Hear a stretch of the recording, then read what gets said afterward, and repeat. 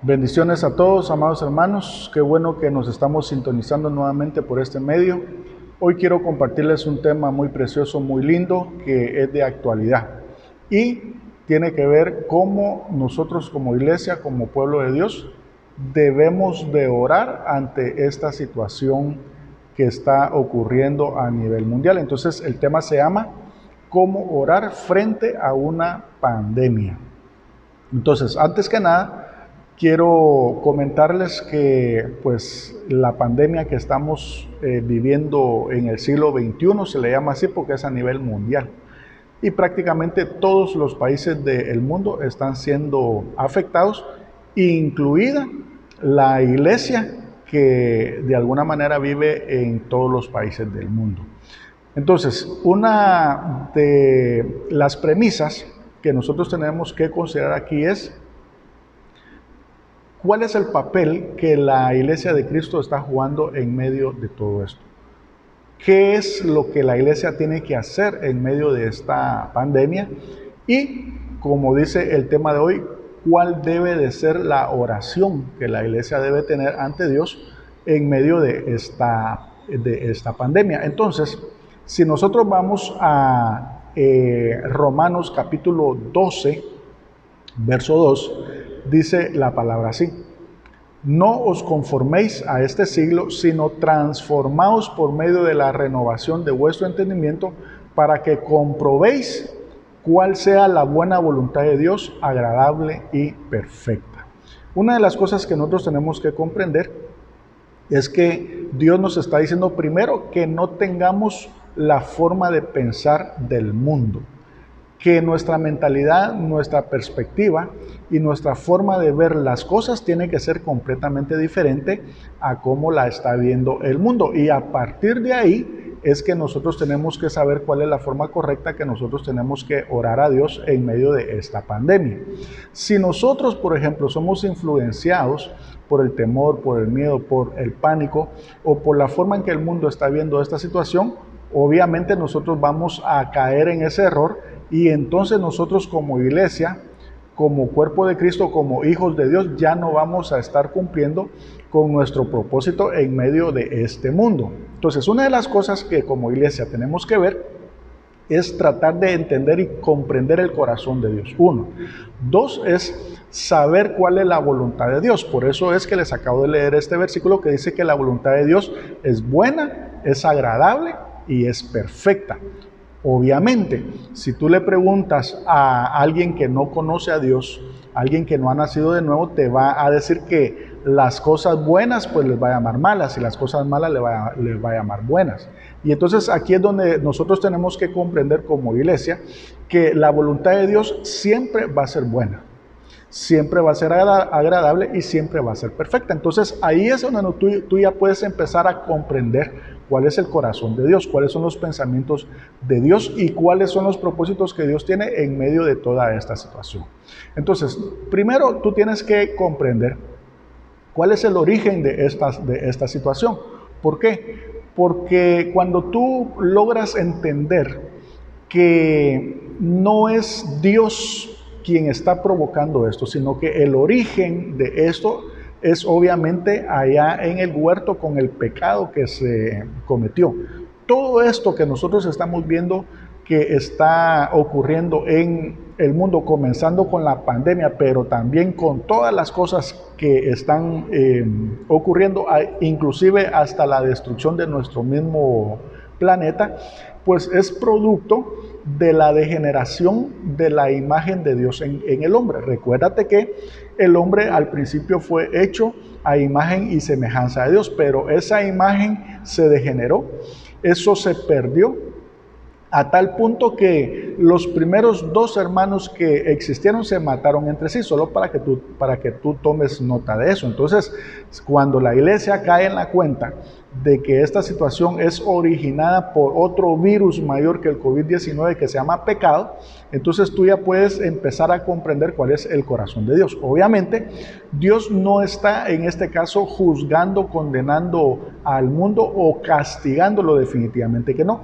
pero sí tiene sus propósitos en medio de todo esto. Entonces, Uno de los propósitos, podríamos decir, es que las personas que no le conocen puedan comprender y puedan entender que hay un Dios todopoderoso, que hay alguien más arriba que ellos, que hay una esperanza y que Dios puede de alguna forma extender su mano y parar esta situación cuando Él quiera y cuando Él lo decida. Pero también la iglesia tiene que comprender que está siendo sacudida, está siendo impactada por esta situación, y como lo dije hace unos días, la iglesia está siendo zarandeada también por esta misma situación. Ahora, ¿qué es lo que sucede? Que mucha iglesia pues está entendiendo también que hay algunas cosas que posiblemente como cuerpo de Cristo, como iglesia, no se están haciendo bien, y que es tiempo de hacer una introspección, es tiempo de hacer como un examen a lo interior, para que nosotros podamos entender cuál es la voluntad de Dios, cuál es esa voluntad buena, agradable y perfecta. ¿Por qué? Porque ya en la misma palabra de Dios dice que muchas veces la iglesia está pidiendo, pero no recibimos. ¿Y por qué no recibimos? Porque pedimos mal. Entonces se cae en esa equivocación de estar haciendo la oración incorrecta, de no estar haciendo la oración conforme a la voluntad de Dios, sino que muchas veces la iglesia cae en la trampa de estar orando de acuerdo a lo que quisiera que sucediera y no en base a la voluntad de Dios. Ahora, obviamente con este tema yo no quiero caer en ninguna polémica con ningún sector de la iglesia. ¿Por qué? Porque hay algunos sectores de la iglesia, por ejemplo, que abogan mucho, en el caso por el versículo aquel de Segunda de Crónicas capítulo 7, verso 14, que tú creo que ya lo conoces bien, que dice: si se humillare mi pueblo, sobre el cual mi nombre es invocado, y oraren, y buscaren mi rostro, y se convirtieren de sus malos caminos, entonces yo iré desde los cielos y perdonaré sus pecados y sanaré su tierra. Entonces, hay mucha iglesia que está agarrando este versículo como estandarte para presentarse ante Dios. Pero déjame decirte que en este caso Dios le escribió o le dio este versículo a aquel pueblo de Israel que a cada rato se iba en pos de los ídolos, que a cada rato apostataba de Dios. Y cada vez que ellos se iban en pos de los ídolos, como estaban bajo la ley de Moisés, y recuérdate que la ley de Moisés era maldición sobre la pobreza, sobre la muerte y sobre la enfermedad. Entonces, ¿qué es lo que sucedía? Bueno, venían pueblos más grandes que ellos, los conquistaban, los sojuzgaban y los esclavizaban. Y entonces cuando estaban en esa condición, Él les dijo: cuando ustedes estén en esa posición y ustedes clamen a mí, cuando ustedes se humillen ante mí, cuando ustedes reconozcan que son pecadores, entonces yo los oiré, y entonces desde los cielos yo perdonaré sus pecados y sanaré su tierra. Vamos a decirlo así, que ese es un extremo. Y como te dije, yo no estoy de alguna forma polemizando con esta situación, y si tú quieres de alguna forma orar en base a eso, pues igual yo no tengo ningún problema con ello. ¿Por qué? Porque se puede decir, y así lo comprendo yo, que esta es la oración que tendría que ser el mundo. Esta es la oración de los que no conocen a Dios. Esta es la oración que tendrían que ser aquellos que definitivamente han vivido su vida ignorando a Dios, su vida independiente de Dios, que de alguna manera han estado indiferentes al mensaje o a las buenas nuevas de Cristo, y que hoy en este tiempo, a causa de las situaciones que se están dando, entonces sí tendrían que venir delante de Dios humillados, reconociendo sus pecados, reconociendo que han vivido apartados de la voluntad de Dios, y entonces Dios obviamente los va a perdonar, Dios les va a dar una vestidura nueva y van a ser parte de su cuerpo. Pero La iglesia está en otra posición. La iglesia ya no está en esa posición de pecador. Obviamente nosotros tenemos que orar en todo tiempo. Pablo decía, debemos de orar en todo tiempo y debemos de orar sin cesar. Y yo sí creo que la iglesia tiene que orar. Pero como te estaba diciendo al principio, creo que la iglesia tiene que hacer la oración correcta. La iglesia tiene que saber qué orar. La iglesia tiene que conocer cuál es la voluntad de Dios para poder orar de acuerdo a la voluntad de Dios. Porque la palabra de Dios ya en el Nuevo Testamento nos dice que nosotros ya tenemos que pedir de acuerdo a la voluntad de Dios, no de acuerdo a lo que nosotros quisiéramos, no de acuerdo a lo que alguien quisiera en particular. Y el otro extremo, por ejemplo, en cuanto a esto, es, por ejemplo, aquel sector de la iglesia en donde ora, por ejemplo, declarando, ordenando, realizando profecías o proclamas proféticas. Y déjame decirte que yo sí creo en eso. Yo sí creo que nosotros ahora como iglesia somos un pueblo de fe. Creo que Dios llama a lo que no es como que si fuera.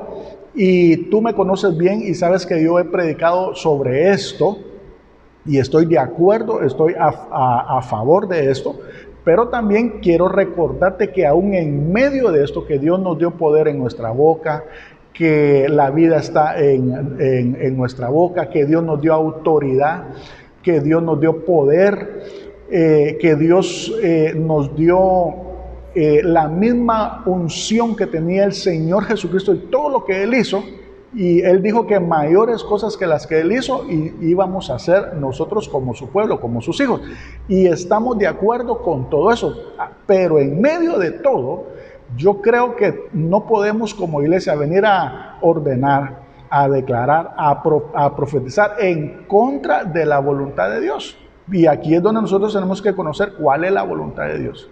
¿Por qué? Porque es como que si alguien viniera a profetizar, y como ya te dije, yo sí creo en los 5 ministerios, creo en el ministerio profético. En nuestra iglesia hay muchos profetas y creo en eso. Pero ¿qué es lo que dice el principio de la profecía? Dice que la palabra profética más segura es la escrita. ¿Eso qué quiere decir? Que ningún profeta puede venir a profetizar algo que esté en contra de lo que ya dice la palabra de Dios. ¿Por qué? Porque sería hablar o declarar algo que Dios no dijo. Sería profetizar algo que está fuera de lo que ya está escrito en la palabra de Dios. Entonces, nuestra oración intercesora, nuestra oración profética, nuestra proclama profética, si tú quieres, o el principio de amar lo que no es como que si fuera, tiene que estar bajo ese fundamento, que tiene que estar bajo la voluntad de Dios. Porque aquí no estamos nosotros para orar o para declarar o para profetizar lo que nosotros quisiéramos. No, estamos aquí como iglesia representando a Dios y representando la voluntad de Dios. Por eso es muy importante que nosotros podamos comprender cuál es la voluntad de Dios. Ahora, ¿cuál es la voluntad de Dios? Bueno, yo te quiero comentar y te tengo una buena noticia. Dios ya tiene su guión, ya lo tiene por escrito, ya tiene tu historia escrita, ya tiene la historia de la iglesia por escrito, y ya tiene el guión de cada uno de los que habitan este planeta. Entonces, si tú te estás dando cuenta de esto, entonces eso quiere decir de que Dios tiene todo bajo control. Todo está bajo su voluntad, todo está bajo su soberanía, y entonces es bien importante que tú puedas comprender que Dios sabe qué es lo que está haciendo en este mundo. Lo primero que tenemos que considerar entonces es que Dios es un Dios bueno, que Él tiene todo controlado, Él tiene todo bajo su imperio, y que los pensamientos de Él son pensamientos de bien para cada uno de nosotros. Entonces, una de las cosas que tenemos que comprender también es que, por ejemplo, así como el día de hoy, estaba viendo las noticias y hay 1.300.000 personas infectadas con el COVID-19. Ahora, ¿cuántos muertos hay? Hay más o menos 75.000 muertos. Ahora, te voy a poner en contexto qué es lo que está sucediendo con esas cantidades y con la voluntad de Dios. Ahora, fíjate pues, hay 1.300.000 infectados. Ahora, dentro de ese 1.300.000, ¿tú crees que no hay cristianos ahí? Bien los hay. Dentro de esos 75.000 muertos, ¿tú crees que no hay cristianos ahí? Bien, hay cristianos. O sea, ahí hay gente, hijos de Dios, que han perdido la vida, que oraron, vamos a decirlo así, oraron para protección, pero pareciera ser que como que no sucedió nada, como que quizás Dios no los oyó. Bueno, déjame decirte que no es así. Lo que está sucediendo aquí es que aún para la misma iglesia, aún para nosotros mismos, se está haciendo la voluntad de Dios. ¿Por qué? Porque ya era la voluntad de Dios que ellos de alguna forma ya no estuvieran aquí. Ellos cumplieron con su propósito y eventualmente ahora son parte de los números fríos. Pero lo cierto es que nosotros no podemos caer en el temor, no podemos caer en el miedo, no podemos caer en el pánico, no podemos caer en el juego de este mundo. ¿Por qué? Porque el mundo puede aterrorizarse, puede caer en pánico, pero la iglesia de Cristo no. ¿Por qué? Porque sabe cuál es la voluntad de Dios. Ahora, nadie se quiere morir y no debemos de tomar a la ligera todo esto. De hecho, yo te aconsejo que tú te cuides, que no salgas de casa, que tomes todas las precauciones, más si en tu hogar hay personas mayores.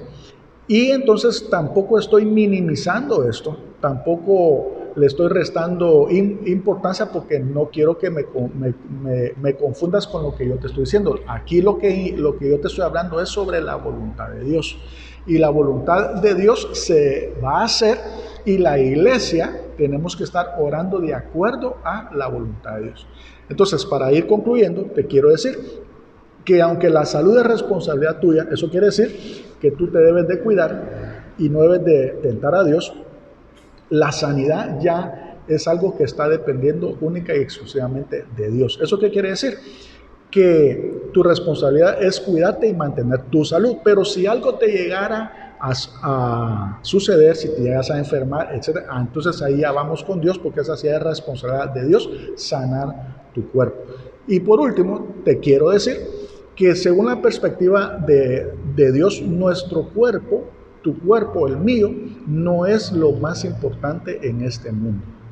De hecho, nuestro cuerpo se debe de quedar aquí, porque este cuerpo que es corruptible, este cuerpo que tiene una naturaleza humana terrenal, no puede entrar al cielo, se tiene que quedar aquí. Esto corruptible se tiene que vestir de incorrupción. Entonces así es como lo ve Dios. Y aquellos que de alguna forma, como ya te dije, nadie se quiere morir, pero aquellos que les llegó su tiempo, que fue establecido desde antes de la fundación del mundo, bueno, ellos salen ganando en medio de todo eso. ¿Por qué? Porque la palabra de Dios dice que el morir es ganancia para un hijo de Dios. Entonces, la paz debe estar primeramente en nuestro corazón. Debe de haber tranquilidad. No podemos caer en la trampa de entrar en pánico. Ahora, hoy sí, con esto quiero concluir. Dios está haciendo su voluntad. Dios va a hacer su voluntad. Nosotros como iglesia tenemos que orar ahora de acuerdo a su voluntad.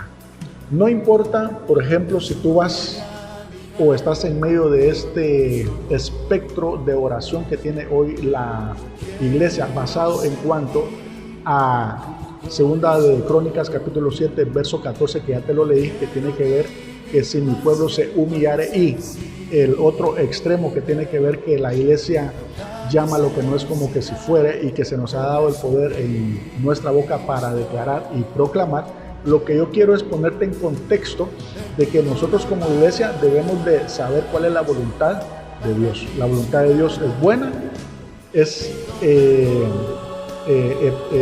perfecta. Y nosotros tenemos que orar para que su voluntad se haga primero en nuestra vida, segundo en nuestra casa y tercero en este mundo. Así que Pablo dijo, oremos sin cesar, oremos en todo tiempo. Entonces yo te animo para que estemos siempre orando, para que estemos siempre entrando a la presencia de Dios, pidiéndole según su voluntad, porque al final su voluntad se va a hacer sí o sí.